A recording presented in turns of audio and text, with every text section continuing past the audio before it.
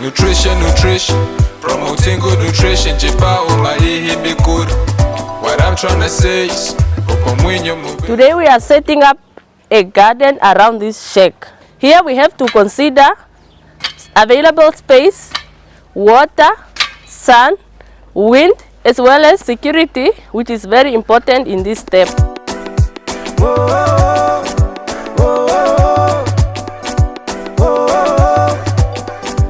This is the right place because it gets morning sun and shade in the afternoon. The bush is protecting it against the wind and it's close to the house. This makes it easier to water it regularly and protects against fish and animals in the community.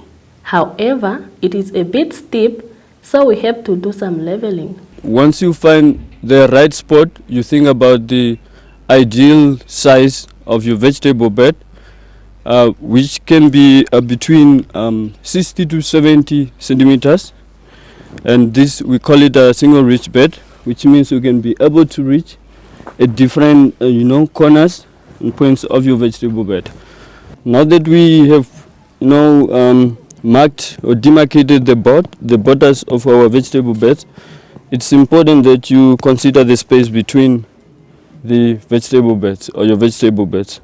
So the ideal way of marking the space between your vegetable bed is to make sure that you sit this way, so that you should be able to work in the bed in front of you without stepping into the other bed behind.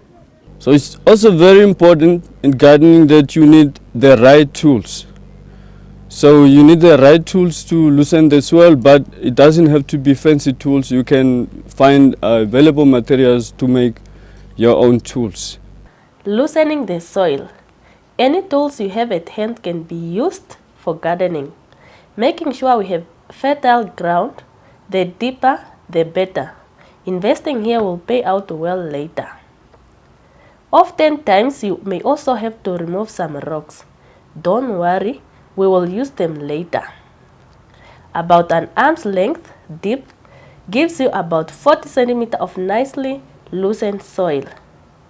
Because it's a bit steep, we also have to keep in mind some leveling. After we have loosened the soil and removed stones, we can now use the same stones to create the border of the bed.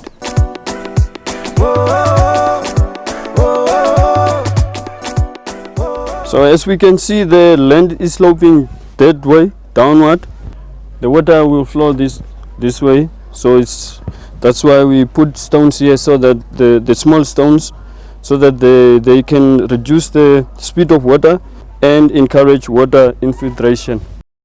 Leveling the bed is very important so that the water stays inside the bed. Now we are going to water the bed to check the level of our bed so that the water does not run on one side. We can do this using the watering can, like this one.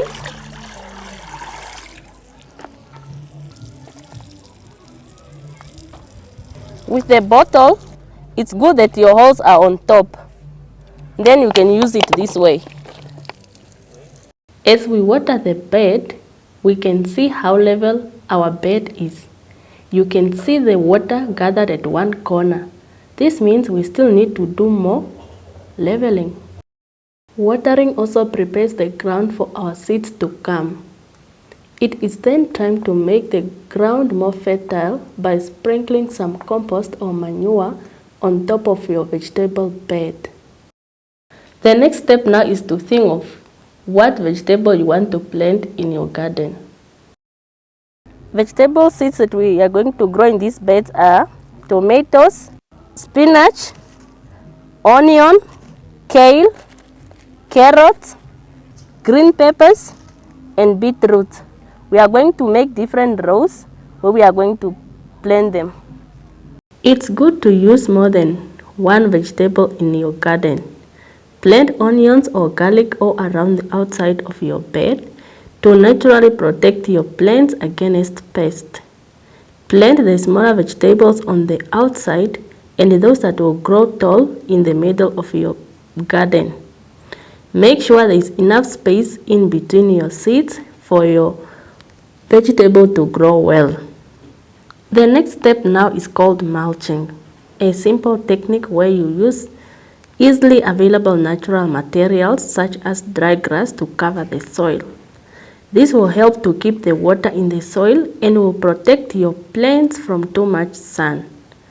Just keep the layer of mulch thin until your seeds have germinated.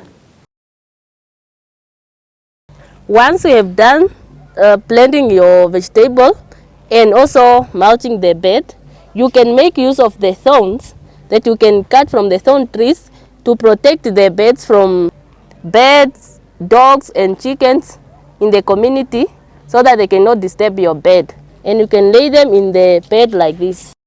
A thin layer of thorns that covers the whole garden is enough. Your work is almost done. Just some final watering again. Remember to use a soft watering method so the water sprinkles gently and evenly on the ground like the rainfall. Do your best to be ahead of your game. It's for you and your kids. Nutrition, nutrition, nutrition, nutrition, nutrition.